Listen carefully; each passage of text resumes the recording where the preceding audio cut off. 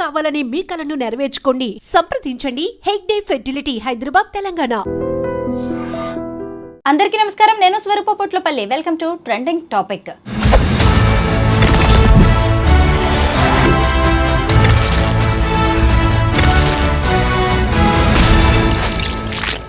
Betting భూతాన్ని తరిమికొట్టడానికి తెలంగాణ పోలీసులు సీరియస్గా ఫోకస్ చేశారు. ముఖ్యంగా సోషల్ మీడియా ఇన్ఫ్లుయెన్సర్స్తో పాటు సినీ స్టార్స్ కూడా ఈ బెట్టింగ్ యాప్స్ను ప్రమోట్ చేయడం అనేది సెన్సేషన్గా మారింది.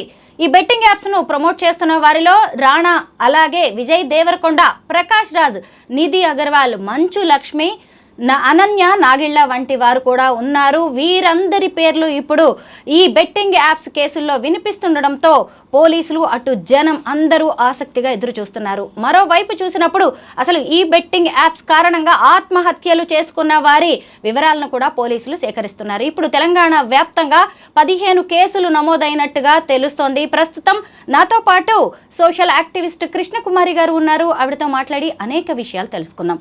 మేడం నమస్తే. సినీ స్టార్స్ పేర్లు కూడా ఈ బెట్టింగ్ యాప్స్ ప్రమోషన్స్ కేసుల్లోకి వచ్చేసాయంటే దీని తీవ్రత ఎలా ఉందో అర్థం చేసుకోవాలి. ఇప్పుడు కొంతమంది సినీ స్టార్స్ కి సంబంధించిన పిఆర్ టీం చెప్తోంది, అంటే రాణా కావచ్చు, లేదంటే విజయ్ దేవరకొండ, ఇంకొక వైపు చూసినప్పుడు డైరెక్ట్ గా ప్రకాష్ రాజే వచ్చి సారీ చెప్పడం లాంటివి కనిపిస్తున్నాయి మనకి.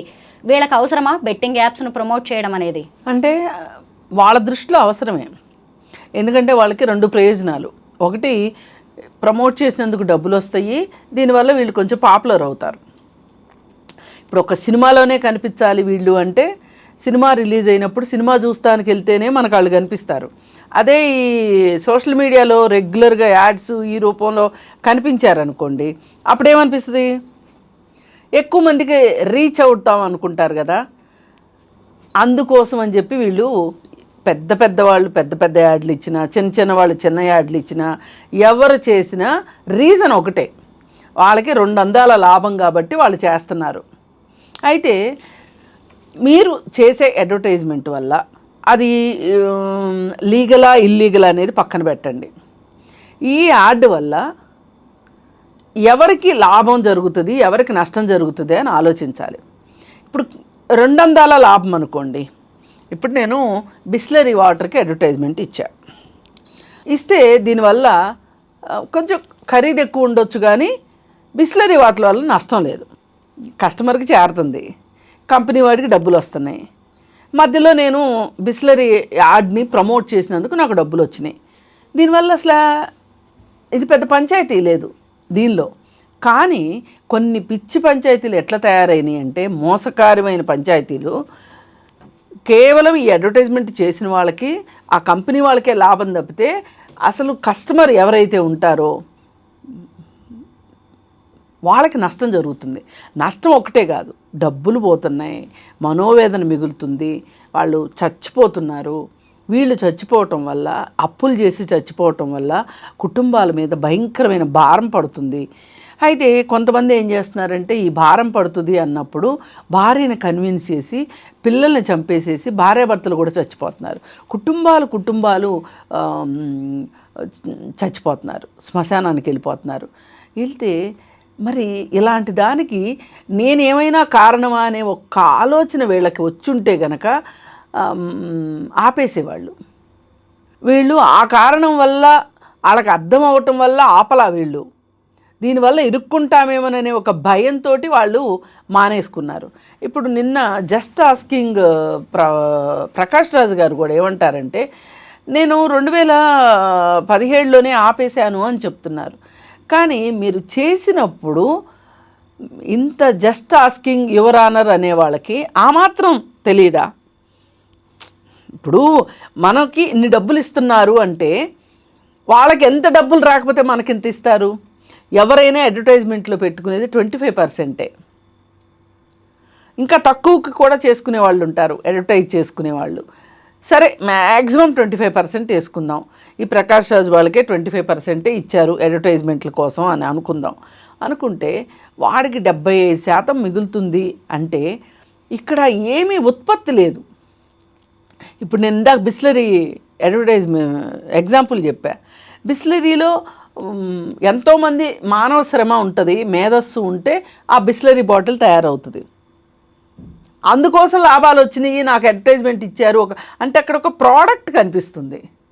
ఒక ప్రోడక్ట్ ప్రొడ్యూస్ అయ్యేలోపు చాలా కార్యక్రమం నడుస్తుంది సొసైటీలో, అప్పుడు పర్వాలేదు మీరు ఇచ్చినా కానీ ఇప్పుడు ఈ బెట్టింగ్ కట్టండి, పైగా సరదాగా ఆడుకోండి అని కాదు. ఇప్పుడు ఒక 10 నిమిషాలు సరదాగా ఆడుకోండి, డబ్బులేమీ పోవు. ఇప్పుడు కొన్ని ఉంటాయండి స్కిల్ బేస్డ్ గేమ్స్, నేను కూడా ఆడుతుంటా. ఏంటంటే జీకేకి సంబంధించినవి, దానివల్ల నాకేం డబ్బులు పోవు. వస్తే నాకు నాలెడ్జ్ వస్తుంది, లేకపోతే అది కూడా లేదు. నేను కాన్సన్ట్రేటెడ్గా ఆడితే నాలెడ్జ్ వస్తుంది, లేకపోతే లేదు. ఇప్పుడు క్యాండీ క్రష్ అని ఆడుతూ ఉంటారు, ఇంకేవేవో గేమ్స్ సెల్ ఫోన్లో ఆడుతూ ఉంటారు.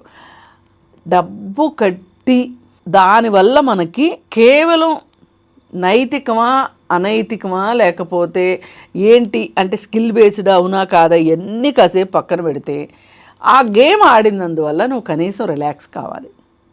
ఇప్పుడు డబ్బు పెట్టు, రిలాక్సేషన్ అయ్యావు, అది వేరే విషయం. కానీ రిలాక్సేషన్ లేదు, నాలెడ్జ్ లేదు, ఏమీ లేదు, నేర్చుకునేది లేదు, పక్క వాళ్ళతో పంచుకునేది లేదు, ఏమీ లేకుండా నీ జేబులో డబ్బులన్నీ అయిపోతుంటాయి, ఎప్పటికీ తిరిగి రావు. ఇది వాస్తవం. ఇది వీళ్ళకి తెలియదు అంటారా? అంటే అంత ఆలోచించిన కాడికి, మీకు అంత తీరికలు లేని కాడికి మీకు ఇన్ని డబ్బులు ఎందుకు? ఆ చేసుకునే సినిమాల్లోనే డబ్బులు తెచ్చుకోవచ్చు కదా. 25 కోట్లంట విజయ్ దేవరకొండకి. ఒక సినిమా చేస్తే రావు అని డబ్బులు, మరి అందుకే చేస్తున్నారు వీళ్ళు. ఈ బెట్టింగ్ యాప్స్ను ప్రమోట్ చేస్తే 25 కోట్లు.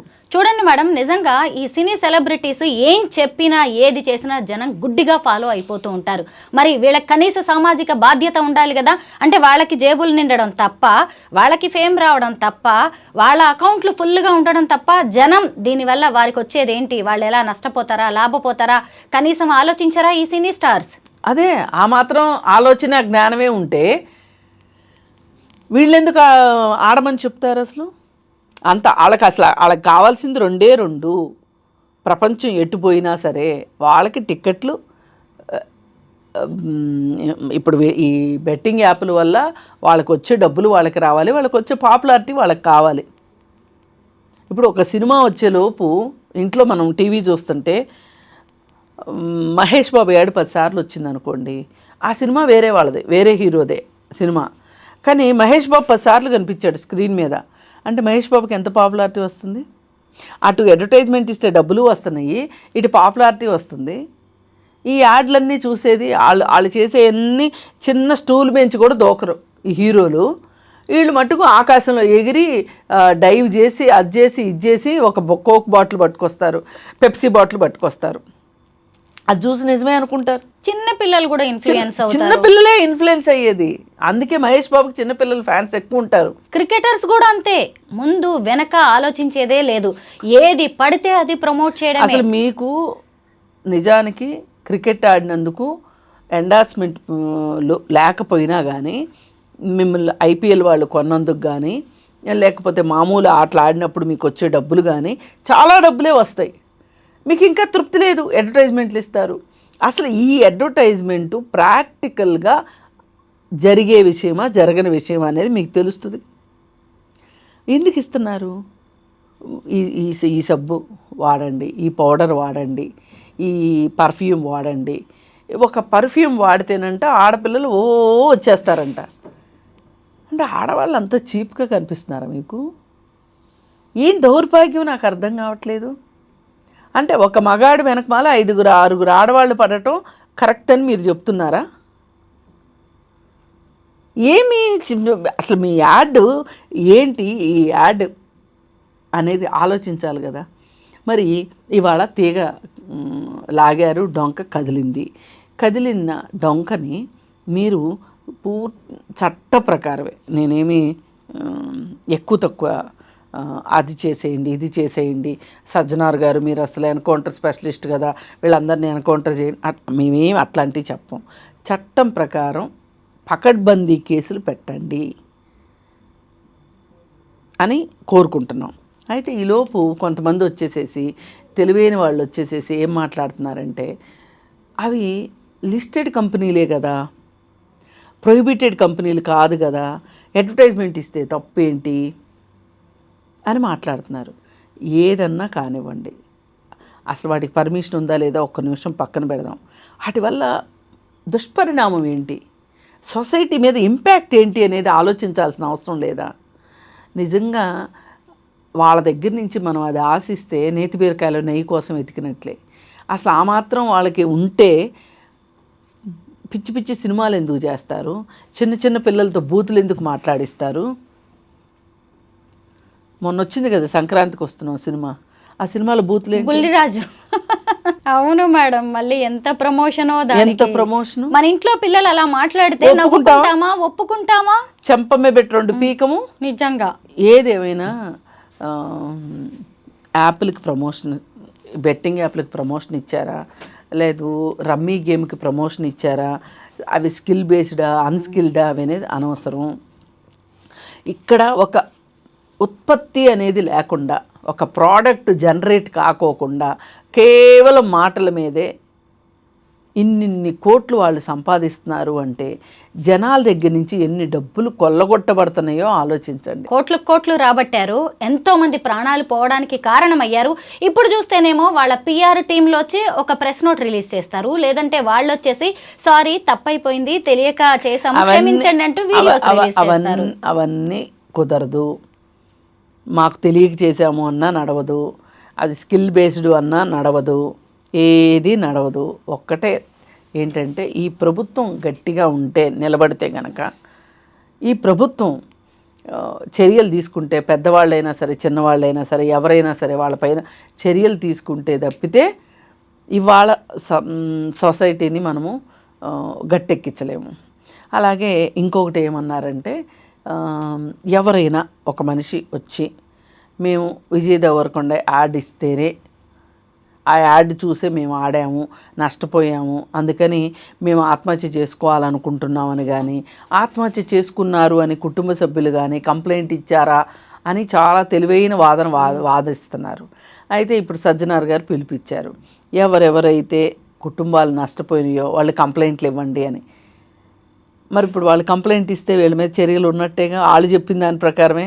ఇప్పుడు ఏమైపోయిందంటే ఇది చెడు అని తెలిసి కూడా చెడుని వెనకేసుకొచ్చే వాళ్ళు కూడా ఎక్కువైపోయారు. ఈ చెడుని వెనకేసుకొచ్చే వాళ్ళు కూడా వాళ్ళకి సంబంధించి వాళ్ళ ప్రయోజనాలు వాళ్ళకు ఉంటున్నాయి. ఇక్కడ ఎలా అయిపోయిందంటే ఒక కేకును కట్ చేసేసుకుని నీ ముక్క నీకు, నా ముక్క నాకు, ఇంకోళ్ళ ముక్క ఇంకోళ్ళకి, ఇంకోళ్ళ ముక్క.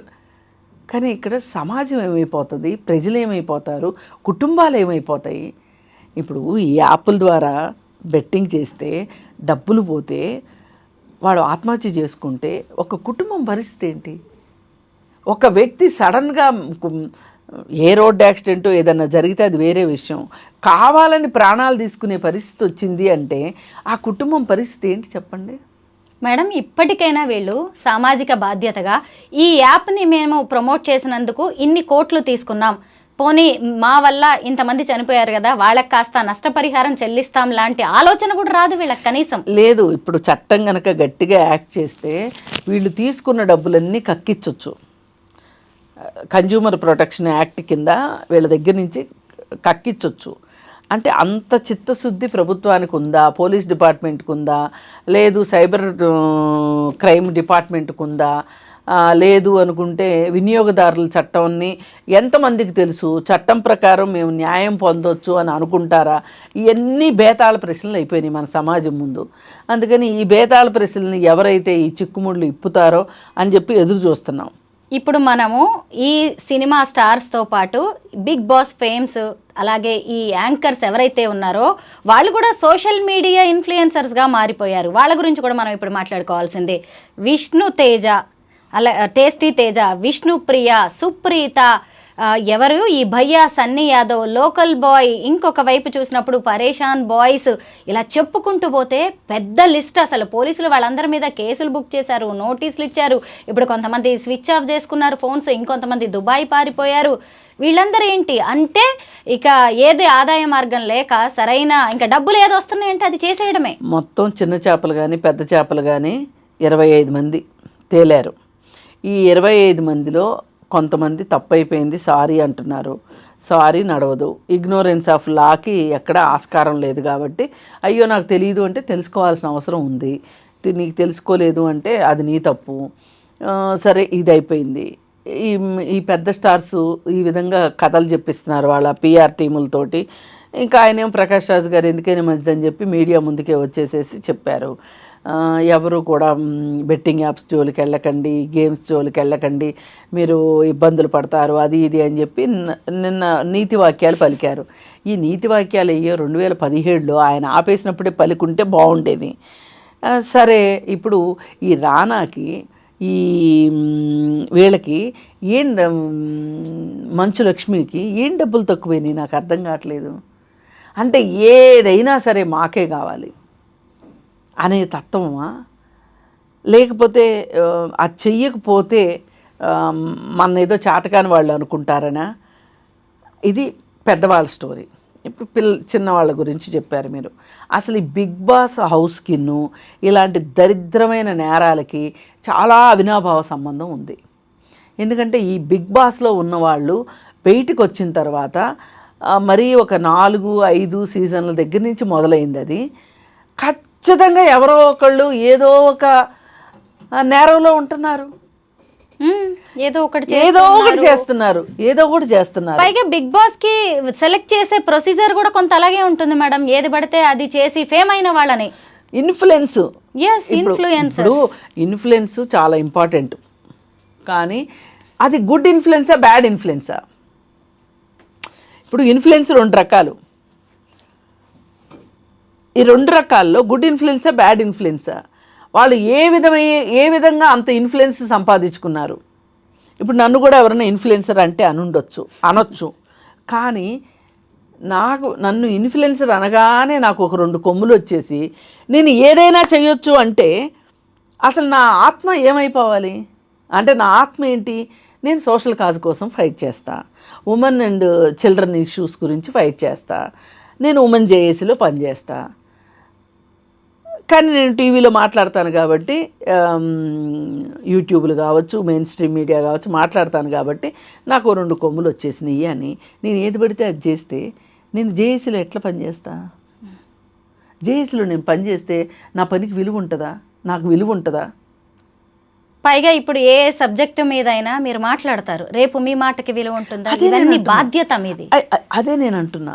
నా మీద నాకు ఒక సిద్ధాంతం ఉంది, నాకు ఒక ఆత్మ ఉంది. నా ఆత్మని నేను సరి అయిన విధానంలో పనిచేయటం ద్వారానే నా ఆత్మని తృప్తిపరచుకోగలను. నాకు సంతోషం వేస్తుంది.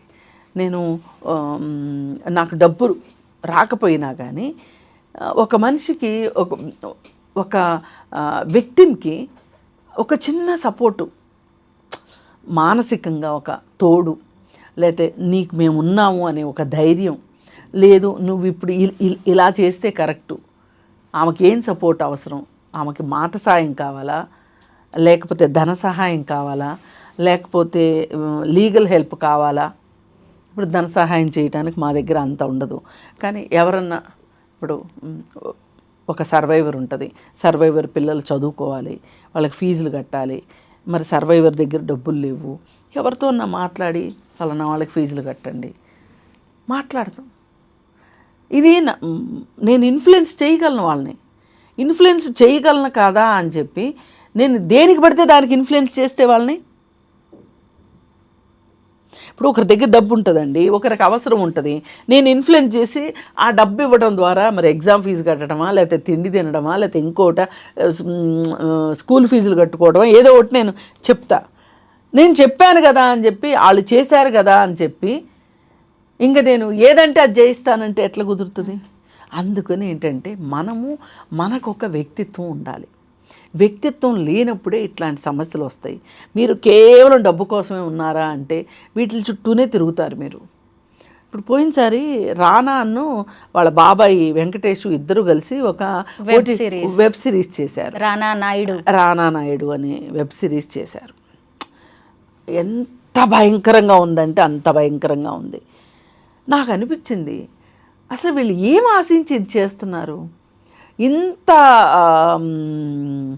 దరిద్రాన్ని ప్రజలకు చూపించాలనుకోవటం ఇది ఏమన్నా ఒక శాడిజమా లేకపోతే అవసరమా? ఎందుకు చేస్తున్నారు ఇది అని అంటే ఏమీ లేదు. వాళ్ళు ఎప్పుడూ లైమ్ లైట్లో ఉండాలనేది ఒకటి, డబ్బులు రావాలనేది ఇంకొకటి, వాళ్ళ స్థానం ఇంకెవ్వరు స్థానంలోకి రాకూడదు అని. ఈ కారణాల చేత వాళ్ళు మనల్ని ఎవరు అడుగుతారు వచ్చి? ఇప్పుడు నాకు రానా కనిపించాడు, అడుగుతానా? వెంకటేష్ కనిపించాడు, అడుగుతానా? అడగను కదా. అడగం కదా. వాళ్ళ ధీమా అదే. మా దాకా వచ్చేవాళ్ళు ఎవరు? ఒకవేళ పోలీసులు వస్తే వాళ్ళని ఎట్లా చేసుకోవాలో మాకు తెలుసు, చట్టం వస్తే ఏం చేయాలో మాకు తెలుసు. ఈ ధీమానే వెధవ పనులన్నీ, చెత్త పనులన్నీ, చండాలమైన పనులన్నీ చేపిస్తుంది. ఆ ధీమా పోవాలి అంటే పోరాటం ఆగకుండా చెయ్యడం ఒక్కటే మార్గం. మేడం, ఇక్కడ మనం మన పౌర సమాజం గురించి కూడా మాట్లాడుకోవాల్సిందే. సజ్జనార్ గారు ఈ బెట్టింగ్ భూతం అనే దాన్ని బయట పెట్టకపోతే మనం ఎవరైనా స్పందించామా? ఫస్ట్ ఆయన లోకల్ బాయ్ నానితో స్టార్ట్ చేశారు, ఆ తర్వాత భయ్యా సన్నీ యాదవ్, ఆ తర్వాత హర్ష సాయి, ఆ తర్వాత పోలీసులు రెస్పాండ్ అయ్యారు, ఆ తర్వాత ఓ కామన్ మ్యాన్ ఇచ్చిన కంప్లైంట్ తో 15 మంది మీద 11 మంది మీద కేసులు బుక్ అయ్యాయి. 8 నెలల క్రితం హర్ష సాయి విషయం ఇతను యువ సామ్రాట్ తీసుకొచ్చాడు బయటికి. తీసుకొచ్చినప్పుడు పోలీస్ యంత్రాంగం కానీ మీడియా కానీ అతనికి పూర్తిగా సపోర్ట్ ఇచ్చి పోలీసులు కూడా సహకరించి ఉన్నట్లయితే వేరుగుండేది. మరి ఆ రోజు ఎవరు ముందుకు రాలా. ఇప్పుడు సజ్జనార్ గారు స్వయంగా మాట్లాడేసరికి అందరూ దారికి వచ్చారు. ఇప్పుడు ఎట్లా అంటే ఏమైపోద్దంటే సింకులో పోస్తేనే తీర్థం అవుతుంది అన్నట్లు సజ్జనార్ గారు మాట్లాడితేనే ఇది కదిలింది. అందుకే ఇన్ఫ్లుయెన్స్డ్ పర్సన్స్ మంచికి మీరు వాడండి. ఇప్పుడు సజ్జనార్ గారు కూడా దేనికంటే దానికి ఇస్తే ఇంకా ఆయనకి ఇంత వాల్యూ ఎందుకు ఉండేది? అందుకని ఆయన నిలబడాలి దీనికోసం. అలాగే మీడియా కూడా నిలబడాలి.